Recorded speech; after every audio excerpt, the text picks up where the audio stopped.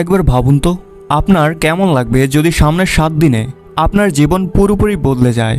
আপনার নিশ্চয়ই ভালো লাগবে। আপনি আরও বেশি কনফিডেন্স এবং পাওয়ারফুল অনুভব করবেন। এরকমই অনুভব করবেন এই ভিডিওটি দেখার পর, কারণ সামনের কয়েক মিনিটে আমি আপনাকে এমন 5টি মোস্ট পাওয়ারফুল কথা বলবো, যেটা শুধু 7 দিন ফলো করলে সবচেয়ে দুর্বল মানুষ এবং কম ফোকাসের মানুষও 100% গ্যারান্টি নিজেকে এবং নিজের লাইফকে পুরোপুরি বদলাতে পারবে। আপনি এই 5টি কথা 7 দিন ফলো করার পর এই ভিডিওটি আবার এসে দেখবেন এবং আপনি নিজেই আমাদের ধন্যবাদ লিখে যাবেন। ব্যাস, সামনের 8 থেকে 9 মিনিট আপনার ফোকাসকে ধরে রাখুন। এই ভিডিওতে নিজের 100% ফোকাস রাখার চ্যালেঞ্জ নিন, কেননা এই ভিডিওর সামনের 8 থেকে 9 মিনিট আপনার জীবনের 70 বছর কাজে আসবে। কেননা আমরা গ্যারান্টি নিচ্ছি সামনের 7 দিনে আপনি আপনার জীবনের অনেক পরিবর্তন দেখবেন। কারণ আমি জানি ওই সময় খুব খারাপ লাগে, যখন আমরা অনেক কিছু করতে তো চাই কিন্তু সঠিক রাস্তা খুঁজে পাই না, আর চাইলেও আমরা কিছু করতে পারি না। প্রতিদিন নিজের কাছে এবং নিজের অভ্যাসের কাছে হেরে যাওয়া, 100% ফোকাস, কনফিডেন্স এবং সেলফ কন্ট্রোল না থাকা, মানুষের কাছে গুরুত্ব না পাওয়া, নিজের কাছে নিজের প্রতি রেসপেক্ট না থাকা, আর এতটা পাওয়ারফুল না হওয়া যে আমরা যা ভাবি তা করতে পারি না। কোনো ব্যাপার না, যেটা এতদিন হয়নি সেটা এখন হবে। শুধুমাত্র এই 5টি বিষয় আপনাকে 7 দিন ধরে ফলো করতে হবে, যেটার প্রথম স্টেপ হলো step 1, phone off, screen off and mood on.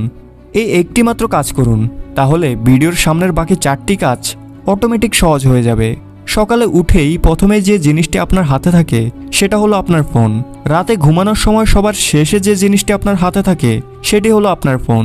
আপনি হয়তো এখন টের পাচ্ছেন না, কিন্তু আপনার এই ফোন আপনার জীবনের সবচেয়ে বড় বাধা হয়ে আছে। কি বিশ্বাস হচ্ছে না? তাহলে আপনার ফোনের সেটিংসে আপনার অ্যাভারেজ স্ক্রিন টাইম চেক করুন, মানে প্রতিদিন আপনি কত সময় ফোনের মধ্যে কাটান। যদি এটি 2-3 ঘন্টার বেশি হয় তাহলে আপনি অনেক বড় সমস্যায় আছেন। দিনের অর্ধেক সময় শুধু একটা স্ক্রিনের মধ্যে কাটিয়ে দেন।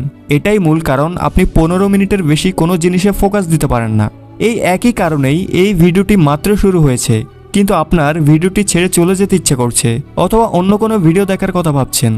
আপনার ঘুমের কোয়ালিটি দিন দিন খারাপ হচ্ছে, মাথা ব্যথা, ঘাড় ব্যথা, আর সবসময় লো এনার্জি এবং লেজি ফিল করা। এই সব কিছুর মূল হলো এই স্ক্রিন, আপনার হাতে থাকা ফোন। ওই সময় এখন আর নেই যখন আমরা বলতাম ফোন আমাদের জীবনকে সহজ করে। আজ আর ওই দিন নেই। এটা আপনার লাইফের কোয়ালিটিকে দিন দিন খারাপের দিকে নিয়ে যাচ্ছে। যে ব্যক্তি আজকের সময়ে ফোন ছেড়ে দিয়েছে সে বাকি 95% লোক থেকে নিজের লাইফের সামনে এগিয়ে যেতে পারবে। সামনে 7 দিন, শুধু 7 দিন আপনার ফোনটিকে বন্ধ করুন, স্ক্রিন অফ করুন, আর এরপর দেখুন কিভাবে সব কাজ হয়ে যাবে। আপনার ফোকাস এবং কনসেন্ট্রেশন বেড়ে যাবে, আপনার মেন্টাল হেলথ এবং ফিজিক্যাল হেলথ, ঘুমের কোয়ালিটি ভালো হতে থাকবে, আপনার মুডও ভালো থাকবে। Step 2, practice no fap. No fap তো একটা মিথ, এটা কি আসলেই কাজ করে? করা কি স্বাস্থ্যের জন্য ভালো না খারাপ? অনেক অনেক প্রশ্ন, উত্তর একটাই, এত ভাবার দরকার নেই। তা না হলে সারা জীবন এগুলো ভাবতে ভাবতে কেটে যাবে, কিছুই করতে পারবেন না। নো ফ্যাপ করার ফলে বেনিফিট হবে না এটা জানার সবচেয়ে বেস্ট পদ্ধতি হলো নিজে এটাকে প্র্যাকটিস করে দেখা। এজন্য আমি আপনাকে কিছু বলবো না, কারণ আমি চাই যে আপনি নিজে এটাকে প্র্যাকটিস করুন। এটা করার মূল কারণ হলো যাতে আপনি সেলফ কন্ট্রোল শিখতে পারেন। বলেছিলাম না আপনি কন্ট্রোল হারিয়ে ফেলেছেন? ইনস্টাগ্রামে একটি হট মডেল দেখেছেন, বন্ধুর পাঠানো রিল ভিডিও দেখেছেন, অথবা শুধুমাত্র কারো সৌন্দর্য ভালো লেগে গেছে। এরপর দিন হোক বা রাত ফোন হাতে নিয়ে চলে যান বাথরুমে। পর্ন বা অশ্লীল ভিডিও দেখতে 3টি জিনিস লাগে: 1 চিন্তা, 2 ডিভাইস, 3 জায়গা। এই 3টির মধ্যে যে কোনো একটি সরিয়ে নিন, ব্যাস আপনি আর এটি দেখতে পারবেন না। মেনে নিলাম ফোনের ডিস্ট্রাকশন থেকে একবার নিজেকে বাঁচিয়ে নিলেন, কিন্তু এই যে নোংরা জমা হয়েছে আপনার মাইন্ডে, এটাকে তো বের করতে হবে। আর এজন্যই নো ফ্যাপকে প্র্যাকটিস করতে হবে। খারাপ চিন্তা আসলে সেটাকে কন্ট্রোল করা শিখতে হবে। যত বেশি আপনি এটা প্র্যাকটিস করবেন আপনি ততবার জিতবেন। শুরু করার জন্য শুধু 7 দিন নিজেকে কন্ট্রোল করতে হবে। এই 7 দিনে যে কোনো উপায়ে পর্ন এবং মাস্টারবেশনকে অ্যাভয়েড করতে হবে। আর আজ থেকে 7 দিন পর এই ভিডিওর কমেন্টে এসে আপনার অভিজ্ঞতা অবশ্যই শেয়ার করবেন। Step 3, master your time. যখনই আপনার এই চিন্তা আসে আমার তো সময় খারাপ যাচ্ছে, আসলে আপনার সময় খারাপ যাচ্ছে না, বরং আপনি আপনার সময়কে খারাপভাবে পরিচালনা করছেন। কারণ সময় সবার জন্য সেম, এজন্য সঠিক সময় বা ভুল সময় বলতে কিছু নেই, বরং মানুষ সঠিক এবং ভুল হয়। আপনি সঠিক সময়ে আপনার কাজ শেষ করতে পারছেন না। প্রোক্রাস্টিনেশনের এমন একটা নেশা হয়ে গেছে যে আপনি যাই করেন না কেন, আপনি অনেক ভিডিও দেখেন না কেন, বই পড়েন এবং দুনিয়ার সব জায়গা থেকে টিপস এবং ট্রিক্স প্রয়োগ করেন না কেন, কিছু না কিছু বাদ পড়ে যায়, যেটা পরে অনেক আফসোস হয়ে দাঁড়ায়। একজন শিক্ষার্থী তার টাইম ম্যানেজ না করতে পারলে সে ফেল হয়। একজন চাকরি করা ব্যক্তি নিজের টাইম ম্যানেজ করতে না পারলে তাকে চাকরি থেকে বের করে দেওয়া হয়। একজন হাজব্যান্ড যদি তার স্ত্রী এবং সন্তানদের সময় না দেয় তাহলে তাকে কেউ সম্মান দেবে না। যদি আপনি নিজের হেলথকে সময় না দেন তাহলে রোগ ব্যাধি দ্রুত আপনাকে অ্যাটাক করবে। যদি কখনো ভালো করে ভেবে দেখেন আপনার জীবন কি, তখন বুঝবেন আপনার জীবন শুধুমাত্র একটি চয়েস যা আপনি সবসময় নিয়ে থাকেন। জীবন আপনাকে কত সুযোগ দেয়, প্রতিদিন, প্রতি ঘন্টা, প্রতি মিনিটে। আপনার কাছে চয়েস আছে আপনি কি করতে চান। আপনি কি সেটা করেন যেটা করা আপনার জন্য প্রয়োজন এবং সঠিক, নাকি সেটা করেন যেটা আপনি করতে চান এবং যেটা থেকে সাময়িক সময় আনন্দ পাওয়া যায়। এই দুইয়ের মধ্যে অনেক পার্থক্য। একটি আপনার জীবন তৈরি করে এবং অন্যটি নষ্ট করে। এজন্য সামনের 7 দিন আপনার মনের কথা না শুনে মস্তিষ্কের কথা শুনুন। সব কিছুর জন্য একটি সময় ঠিক করুন। কখন পড়বেন, কখন কাজ করবেন, কখন উঠবেন, কখন ঘুমাবেন। আপনার 24 ঘন্টার জন্য একটি রুটিন তৈরি করুন। আপনার হাতে আপনার সময়কে নিয়ন্ত্রণ করুন এবং সবচেয়ে ইম্পর্ট্যান্ট, আপনার ফোকাসকে সকালের 4 ঘন্টায় বেশি রাখুন। এটা পুরো দিনের সবচেয়ে বেস্ট সময়। আপনার ভালো লাগুক বা না লাগুক, যে কাজ যখন করা প্রয়োজন সেটি তখনই শেষ করুন। সবই সময়ের খেলা। যে নিজের সময়কে নিয়ন্ত্রণ করতে পারবে তার লাইফ তার কন্ট্রোলে চলে আসবে। Step 4, don't think, just do. অধিকাংশ মানুষের মধ্যে একটি খারাপ অভ্যাস থাকে। তারা ভাবে তো অনেক কিছু কিন্তু কাজের কাজ কিছুই করে না। আর এই একটি জিনিস আমাদের ভালোভাবে জীবনযাপন করতে বাধা দেয়, ওভার থিঙ্কিং।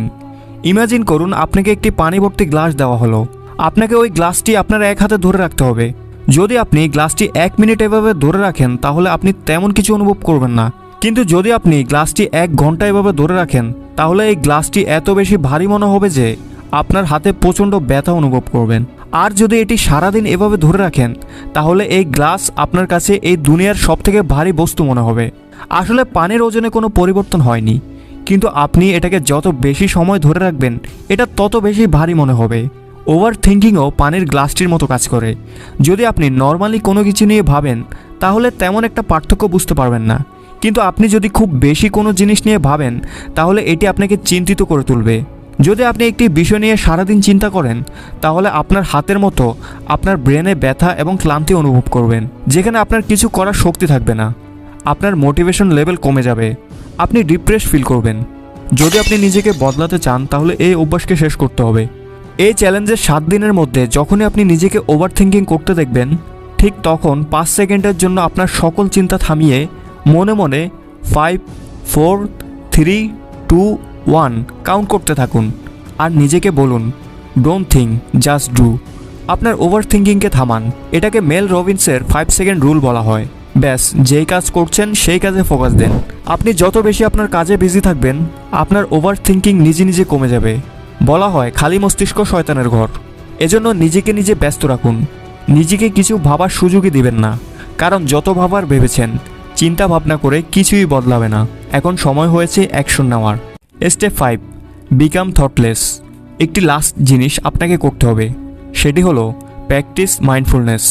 সত্যি বলতে বাকি সব রুলসের সাথে নিয়মিত যদি এটি 7 দিন ফলো করেন তাহলে 7 নম্বর দিনে আপনি নিজেই আপনার পরিবর্তন অনুভব করবেন। আমরা এইমাত্র জানলাম কিভাবে ওভার থিঙ্কিংয়ের রোগ দেখা দেয়।